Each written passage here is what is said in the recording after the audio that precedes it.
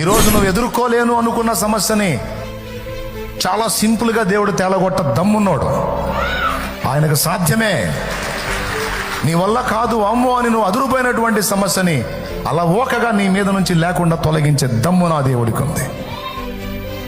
గ్రహించే విషయాన్ని. అవిశ్వాసమై ఉండొద్దు, సందేహంతో నింపబడద్దు, ఎప్పుడు నెగిటివ్ తలంపుల్లో ఉండొద్దు. ఇంతవరకు కాచాడు, ఆయన చిత్త ప్రకారం చేశాడు, ఇక ముందు నీకు తోడై ఉంటాడు. సమస్తాన్ని సమకూర్చి నీ మేలుకే తెస్తాడు. ఇదే నమ్మాలి. సమస్యను కాదు, దాని వెనక నీకు దేవుడు పంపించినటువంటి సరుకును చూడు. కొబ్బరికాయ వచ్చింది, ఎంత కఠినంగా ఉంటుంది.